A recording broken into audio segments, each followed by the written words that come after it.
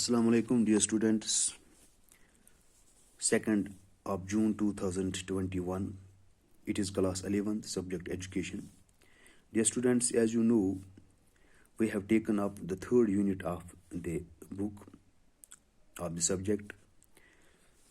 It is understanding agencies of education. Yesterday, we discussed the meaning of agencies of education and the major two types of agencies of education: formal agencies of education and informal agencies of education. Dear students, today our topic is school as an agency of education. Agencies of education can also be classified as active agencies of education and passive agencies of education. School comes under the category of active agency of education. Today we will discuss what role schools play in imparting education. As you know, school is the major agency of education in our societies to impart education. Today we will discuss the school as an agency of education. Dear students, the term school originated from the Greek word sakoul, which means leisure. The reason of associating leisure with school is that in ancient Greece, liberal education was not imparted to all. It was privilege of the highest class in society, which had enough leisure to cultivate the specialized aspects of culture through liberal education. Today, school stands for a specialized and formal agency set up by the society for imparting education to the rising generations. Dear students, in olden times, when the social life was very simple, the family provided the child with all the activities and experiences he needed. Then, so long as occupations were centered around home or village, the family, the church, and the local community served as a school for life. The children learned by imitating the work and life process of their parents and neighbors. But by and by, as the society became more complex with the growth of civilization, and as human knowledge and experiences grew in the written form, home or family and other informal agencies of education were found inadequate for the efficient transmission of culture heritage to the future generation. Dear students, thus arose the necessity of a formal agency of education called the school. By and by, the knowledge read skills secured by the children became so complex that it became rather impossible the home to transmit the same to the children. Thus, education of children became a specialized occupation of those persons who were highly learned and qualified for discharging this function efficiently. These persons began to be known as teachers.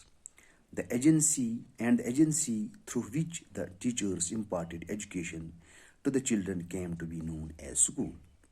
In recent times, the school has assumed a very comprehensive role, so much so that the functions of the family and the community have also fallen on the school.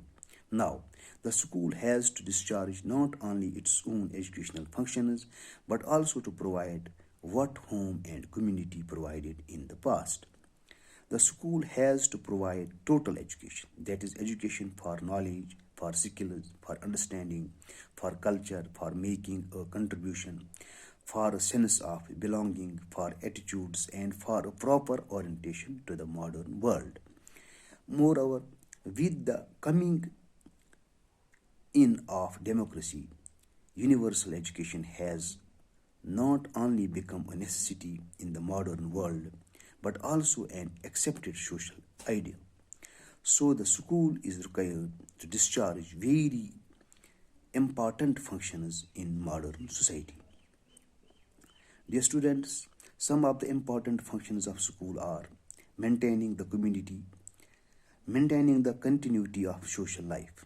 One of the most important functions of school is to maintain the continuity of social life by handing down traditions, experiences, values, and customs of the society from one generation to the other. The progress of the society depends upon the transmission of knowledge and skills from one generation to the next. This important function is faithfully and efficiently performed by the school. Dear students, promotion of culture and civilization. The school not only transmits the cultural heritage to the rising generation, it also helps us to promote culture and civilization. As Cannon has said, if each generation had to learn for itself what has been learned by its predecessors, no sort of intellectual or social development would be possible, and the present state of society would be little different from the society of the old Stone Age. Thus, the school performs the important function of constantly reorganizing and restructuring human experiences for the promotion of culture and civilization. Dear students, all round development of the individual is the important role that the schools play. The functions and responsibilities of school have increased manifold during the recent years. Its functions its function is no longer the transmission of the knowledge of 3 R's, as the concept of education has developed and became more comprehensive. The school has to assume a more comprehensive role. Now, the school aims at the development of the whole personality of the child. Education is now defined as all round development of the personality of the child, physically, intellectually, morally, socially, and spiritually. Though it is circular, through its curricular and co curricular activities, the school caters to the child's social, constructive, artistic, and other impulses. Thus, the child not only acquires knowledge but also develops the desirable habits, skills, and attitudes. In this way, the school helps to bring about all round development of the child's personality. Dear students, it is all for today. Tomorrow inshallah, we will proceed further. Till then, bye. Assalamu alaikum.